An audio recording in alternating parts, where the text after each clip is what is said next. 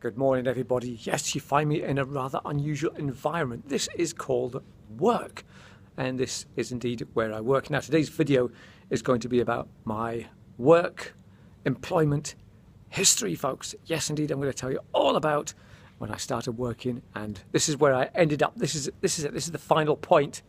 This is where my working life has ended up, here on a podium in the middle of an empty bingo hall.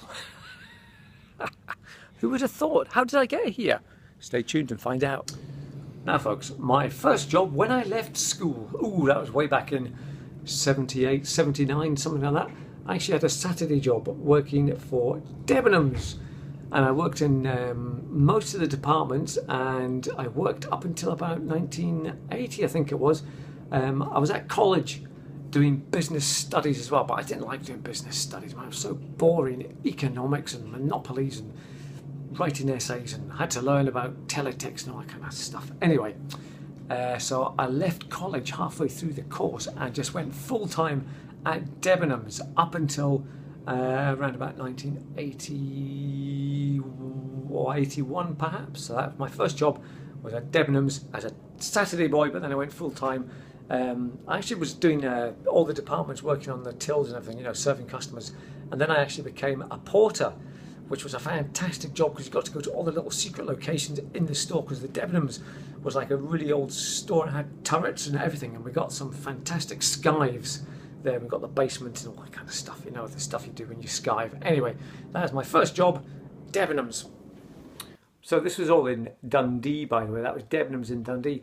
So then my dad got me a job working for John Menzies, because he was an area manager at John Menzies. So he got me an interview, and I started working at the Waverley Station in Edinburgh. This was when I was like 18, 19 or something. I got kicked out of the house, folks, and had to move to Edinburgh. I remember being on holiday to Magaluf or something, and I came back and I had no time to get ready. I had to go and start work the next day, and it was 5 o'clock in the morning.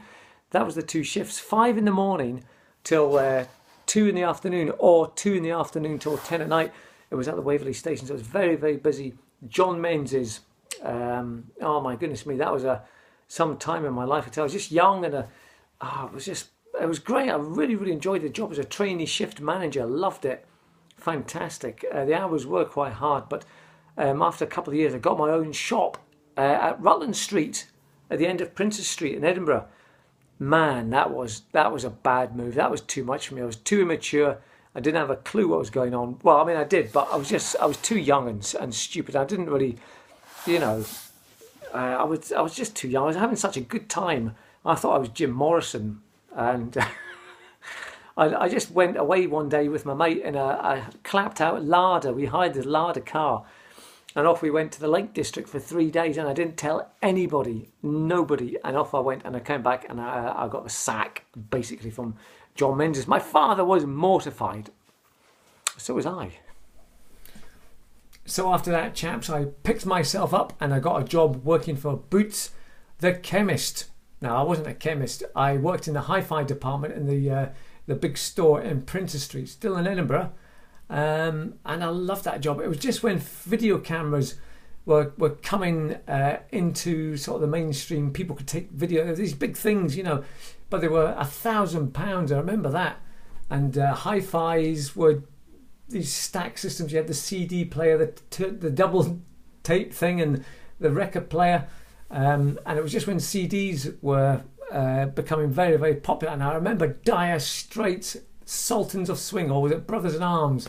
That album was played constantly in that shop, and I really enjoyed my year, or was it a couple of years, I think I worked there in the hi-fi department. I used to go out, I would get sent out to people's houses to troubleshoot, like, these old couple, they wouldn't plug the aerial in or something, or I had to go and fix their CD player or something. So that was a great couple of years.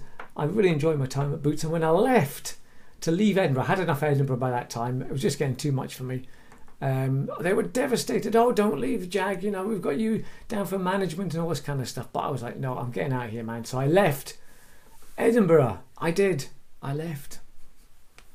Do not fear, Jag fans. I did not crumble. No, I came back to Dundee and I got myself a job working for RS McCall. And I thought it was going to be situated in Dundee, but I got a shock of my life when they told me I was going to be doing my training in Quality Street. Guess where? Edinburgh. You got it, folks. So I was sent back to Edinburgh to do my training in this little shop in Quality Street, and then after 6 months training they gave me my own shop in the hell of the world. They put me in Glenrothes, Glenwood, oh my lord. And I didn't like that at all, folks. I must admit I had a really bad time. I was there for 6 months and I hated it, didn't like it.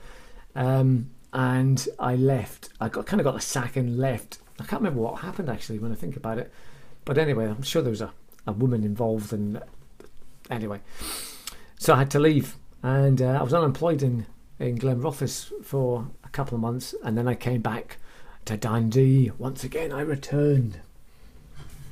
Now, remember, when I came back from Glenrothes, I had a Christmas job selling remote control cars, and I loved that job, and I did that for about 3 or 4 months, from sort of like November through to January. And I did that for a couple of years actually when I think about it, because I had hang on, I've lost track of what's going on. How did I do that? I worked there for Primeline and Rico Electronics, selling all stuff. So I was the best salesman in Scotland. I've still got the letter somewhere to prove. I wonder if I can dig that letter out and show you. It was, Jag, you were the best salesman ever, and the figures that came back were really exemplary and all this kind of stuff. So I did that for a little bit, and then, well, that was just a seasonal kind of job. So then after that I did have to get something proper, and I went for this job in a factory, and it was I was unemployed for a year, I think, and I had to go and get this job in the factory, and it was polymer processing, which was, we had to strip polythene and old polystyrene off these tubes and just from anywhere, and made it into those little balls, little polystyrene balls that fly everywhere when you open some of your eBay packaging. So that's what I was doing. I was there for 6 months, and the company closed down. So, but I was only unemployed for 2 days, and I got a job working with Mecca Bingo.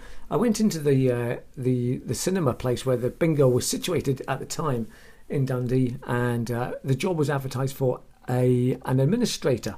So I went in, and 2 days later they phoned me and said, "Listen, Jag, you've got such a good voice. Do you fancy doing some bingo calling just on a Sunday night?" And I thought, yeah, why not? I'll give it a shot. I'm only going to be there for a couple of months until I get somebody else. Yeah, right. And that was it, folks. You find me back on the podium again 23 years later. Anyway, that's my employment history, folks. Thanks for watching. Cheers. God knows what I'll do next. I've still got, 15 years to go before I retire? Anyway, see you soon. Broughty Ferry, Dundee, where I live now. In the hi-fi department there. This was just when video cameras were coming into the fort. What on earth was that all about?